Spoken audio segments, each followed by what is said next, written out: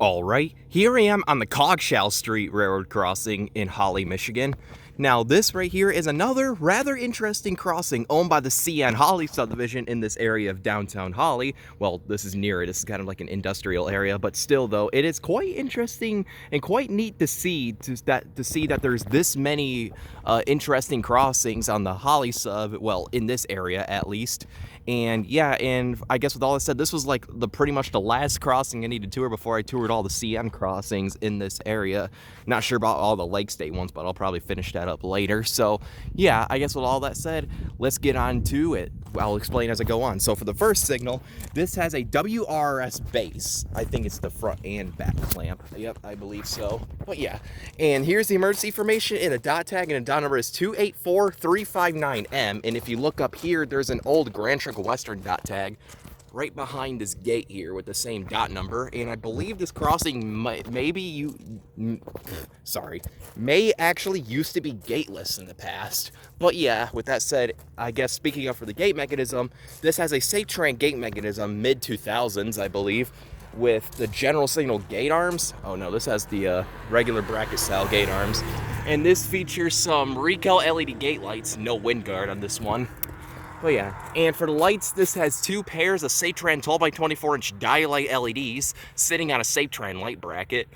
And for a bell, I believe this has a General Signals Type 2 electronic bell. It looks a little tall, so it might be a Type 1. It would be really cool if it was, but most likely this is a Type 2, judging how CN is. Oh, my phone almost fell out of the case. Well, yeah, that is the first signal. Quite a little neat WRS mass. Maybe it used to be gateless in the past, or maybe it was always gated. I could be wrong. So yeah, I guess with all that said, let's go ahead and cross the road and view the second signal. Now this is actually a two-track crossing, since this is where the siding begins right here.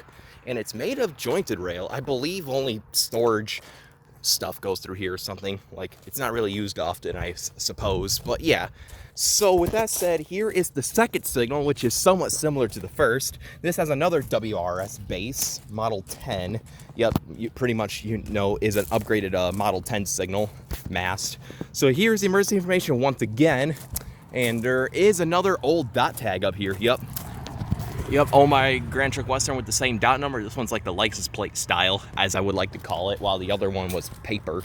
So yeah, and for the gate mechanism, this has another SafeTran gate mechanism mid-2000s with some more Rico LED gate lights, and once again, no wind guard on this one. And for the lights, this has two more pairs of SafeTran 12x24-inch dialight LEDs sitting on a SafeTran light bracket.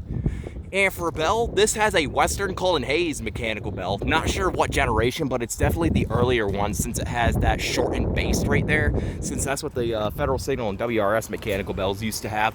This is maybe like a second gen bell, or maybe a first gen, but I guess all I said to find out, let's go ahead and shake this mast and let it ring. So see what this sounds like. So, hold on, let me shake it a different direction. Yeah, I can only shake this so much, so as you can see, it just kind of wiggles instead of like shakes back and forth like a regular mast would. Maybe if I shake it hard enough, I'll get it to ring,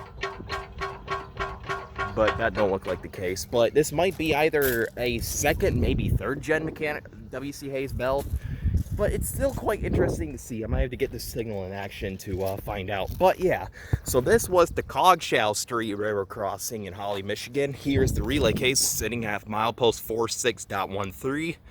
But yeah, so I guess with that said, let's go ahead and take a look at the track view.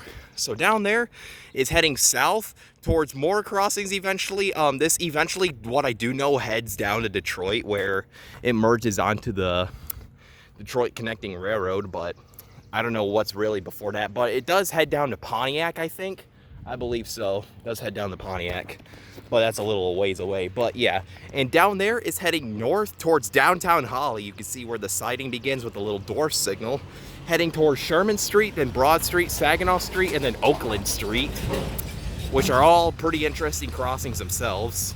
You can see where the diamond is too, where the Lake State / CSX Saginaw sub crosses along with it.